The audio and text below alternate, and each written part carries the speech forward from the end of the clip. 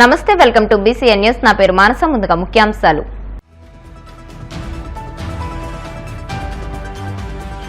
నెల్లూరు బారా షాహీద్ దర్గా రొట్టెల పండుగకు ఘనమైన ఏర్పాట్లు చేయాలి, అధికారులకు మంత్రి నారాయణ సూచనలు.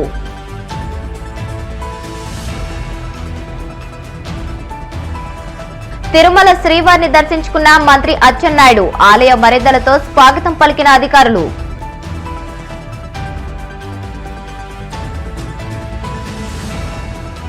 గూడూరులోని శ్రీ ప్రసన్న వెంకటేశ్వర స్వామి వారి దేవస్థానంలో వైభవంగా వార్షిక బ్రహ్మోత్సవాలు, ఘనంగా లక్ష తులసి పూజ, పుష్పయాగం కార్యక్రమాలు.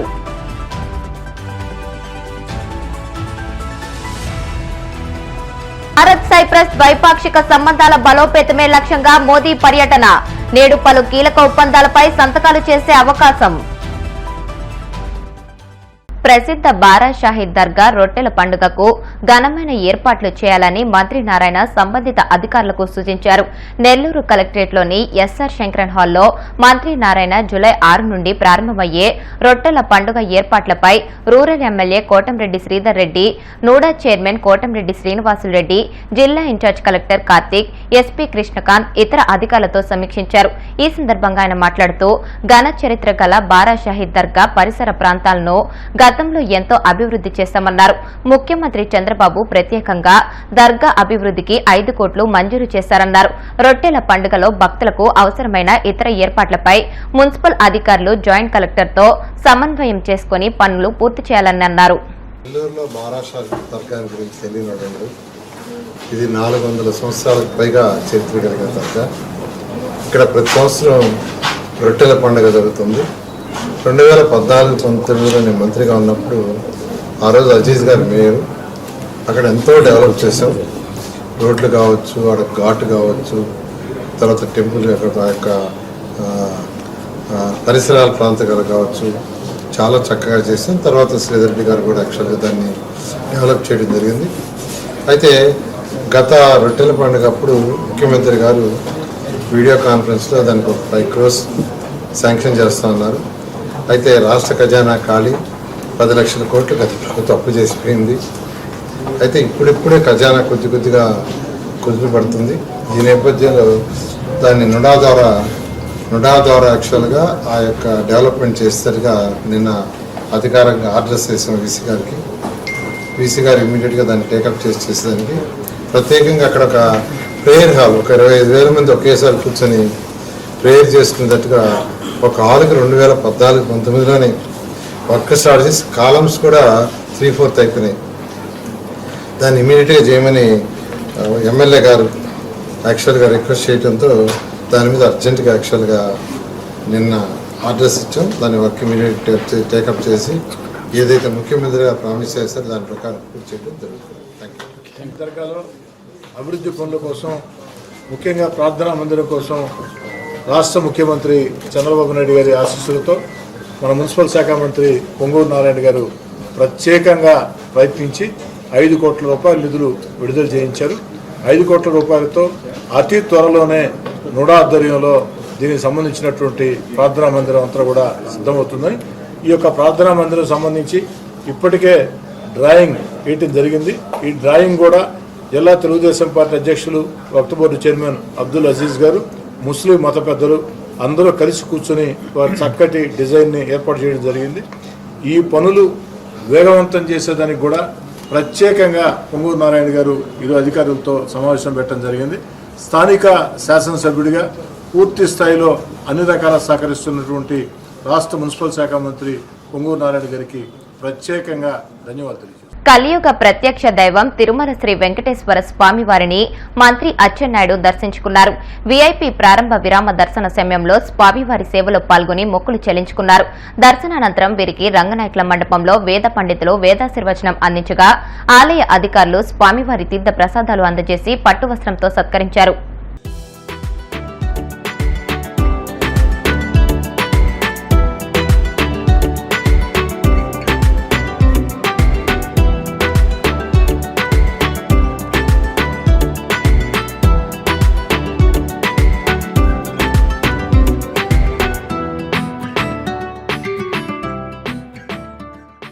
తిరుపతి జిల్లా గూడూరు పట్టణంలోని రాజా వీధిలో ఉన్న శ్రీ ప్రసన్న వెంకటేశ్వర స్వామివారి దేవస్థానంలో వార్షిక బ్రహ్మోత్సవాలు వైభవంగా జరుగుతున్నాయి. ఉత్సవాల్లో భాగంగా స్వామి అమ్మవార్లకు విశేష అలంకరణ ఏర్పాటు చేసి లక్ష తులసి పూజ హోమం ఘనంగా నిర్వహించారు. పలు రకాల పుష్పాలతో పుష్పయాగం నిర్వహించిన అనంతరం అన్నదాన కార్యక్రమం ఏర్పాటు చేశారు. భక్తులు భారీగా తరలివచ్చి స్వామివారిని దర్శించుకుని అన్న ప్రసాదాలు స్వీకరించారు.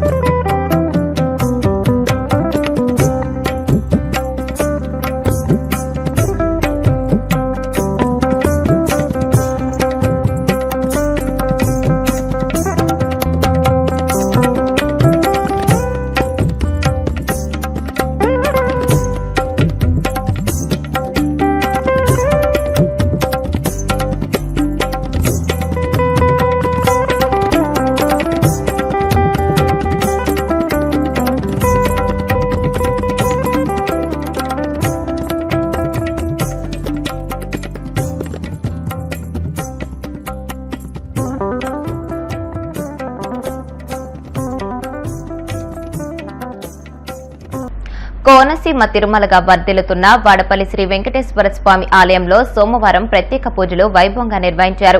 మంగళ వాయిద్యాల నడుమ శ్రీ స్వామి అమ్మవార్లకు మేల్కొల్పు సేవను నిర్వహించిన అనంతరం ఐశ్వర్యలక్ష్మి హోమాన్ని జరిపించారు. అర్చకులు శ్రీ స్వామి అమ్మవార్ల వసంత మండపంలో అష్టోత్తర పూజను నిర్వహించగా ప్రత్యేక అలంకరణలో ఉన్న స్వామిని దర్శించుకుని భక్తులు తరించిపోయారు.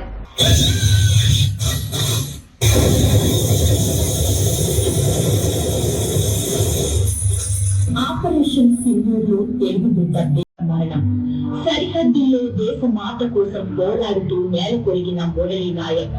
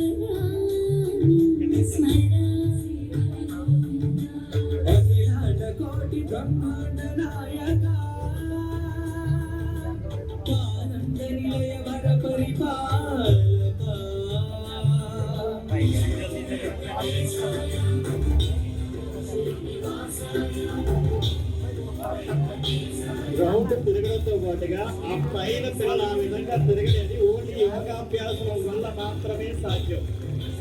ఓం నమో వెంకటేశాయ.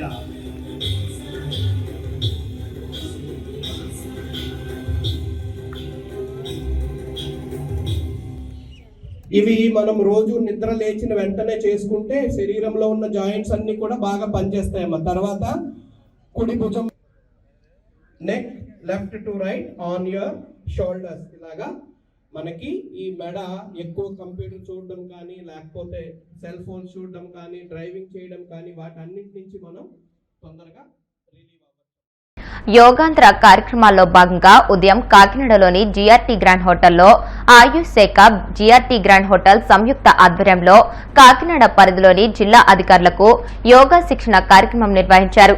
ఈ కార్యక్రమానికి జిల్లా రెవెన్యూ అధికారి జె వెంకట్రావు హాజరై జ్యోతి ప్రజ్వలన చేసి యోగా తరగతులను ప్రారంభించారు.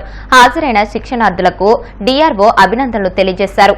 ఈ సందర్భంగా ఆయన మాట్లాడుతూ జూన్ 21న ప్రపంచ యోగా దినోత్సవం సందర్భంగా మే 21వ తేదీ నుండి జూన్ 21వ తేదీ వరకు నెల రోజుల పాటు రాష్ట్ర స్థాయిలో జిల్లా స్థాయిలో వివిధ కార్యక్రమాలు నిర్వహించడం జరుగుతుందని తెలియజేశారు.